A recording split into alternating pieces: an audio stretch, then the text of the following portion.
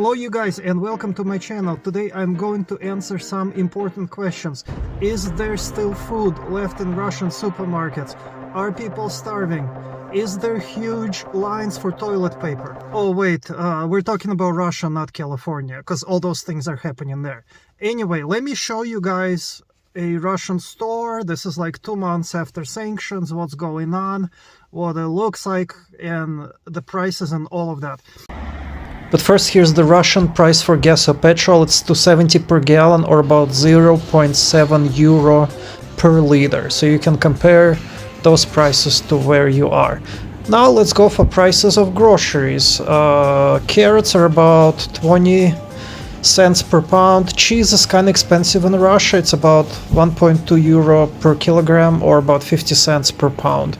Again, all of those prices, while they have significantly risen in Russia, are still much lower than the prices in the United States as far as I remember them. Here's some beef. Beef price in Russia are about 7 euro per kilogram, or about 2.75 per pound. Sometimes they're lower, sometimes they're higher. Fish is also, it depends what kind of fish you get. Fish can range from 150 rubles per kilogram to like 800. Here's herring, a salted herring that I usually get. This thing is about $2 per package. And those are like some kind of clams or whatever. They're also pretty good. There's like a seafood mix. Again, those are all about $2 per one of those little packages. Here are potato chips, about $1.50 per bag. Again, all of those prices have risen in the last month or two. They used to be lower. They definitely used to be lower in rubles, so there's definitely a lot of inflation going on that is very, very noticeable, especially in the last 2 years since the coronavirus. So they've been printing money like crazy. Here's the price for milk. It's about €1 or $1 per liter. Here are strawberries, which is about like $3 or $4 per little package. They're not cheap. They're about like $5 per kilogram. Apples are about $1.50.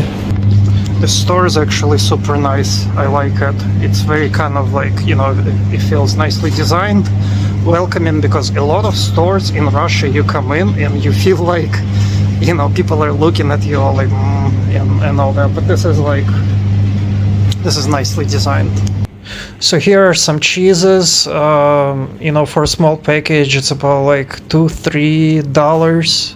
Pancakes. These are microwavable, about $2 per package. These are like Russian dumplings called pelmeni, about $5 to $8 per like a kilogram of them. Here's some more milk. While milk in Russia is pretty good, Russian cheese can be very, very problematic. So I'm here in the cereal aisle, and when I lived in the United States, I used to eat like a lot of cereal, especially in the morning, because it's like children's food. But then I stopped eating it because when you look at at the ingredients, it's got a lot of these additives like minerals and vitamins, and those are all like bad for you. I don't even eat cereals here, and there is see this thing. It's made by Nestle. I don't eat any of those things. In the morning I usually eat like buckwheat, which is very natural type of a food. Here we have a bunch of Pepsi Cola. So remember how all those Western brands loudly proclaimed that they left Russia for sanctions, because of sanctions? Well, Pepsi Cola is still there, Lay's potato chips is still there, Coke is still there. So they were all kind of lying when they said they left. They're definitely still there, and selling their products. This is an alcohol aisle. I pretty much don't drink any alcohol. This is a nice elevator inside the shopping center. But anyway, I think this around like $10 bottle of God knows what, whiskey or whatever. Not that expensive, you know, so if you want to get drunk on the budget, you can definitely do it. These are some like champagne, about, you know, $15 per bottle. Again, not super cheap. I mean, you gotta shell out $10 to $15. This is a beer, like a beer machine where you can get poured like beer into, I guess, your own like bottle or whatever. Never seen that in the United States, but Russia has them. So these are a bunch of sausages. These can be a hit or a miss because a lot of them are very poor quality. They cost about, you know, $2 to $5 for, I don't know, 2 to 300 grams.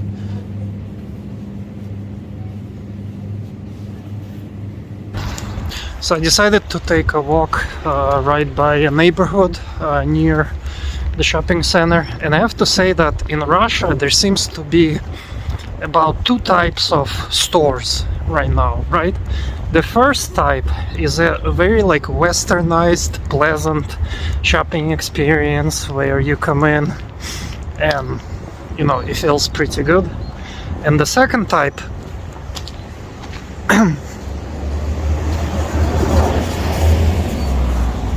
and the second type of store where things are very rough looking. You come in, you see people, they're not smiling, and that type of thing. And I can tell you that the nicer ones are winning because there's more and more people going to shop there. So kind of the old Soviet type of shopping experience where it's rough and tumble and nobody gives a crap, you know, if you buy anything, that's kind of going away. So it's a bit of a like struggle between, because a lot of people still in Russia sell things, they think that they're doing a favor to the customer, you know, rather than the other way around. So that's how things are.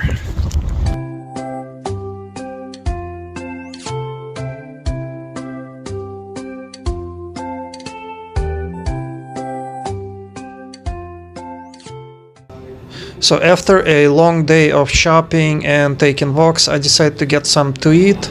This was the local cafe with prices at around like $8 per pizza and about like $3 per burrito. I decided to get a shawarma, which is the most common food in Russia.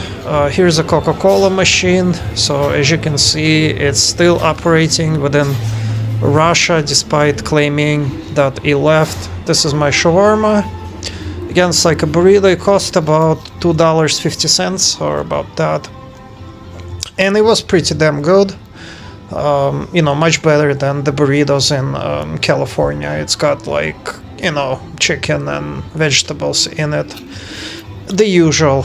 Anyway, so, you know, as I'm taking a walk through a typical, you know, Russian neighborhood, basically there's been a lot of things happening. I think it's I don't like a lot of it. I don't even feel free to comment. This is a very nice house, by the way. Some rich dude lives there, and it's not made of cardboard. These houses are made from bricks, so they're very sturdy. Anyway, I'll see you guys in the next video.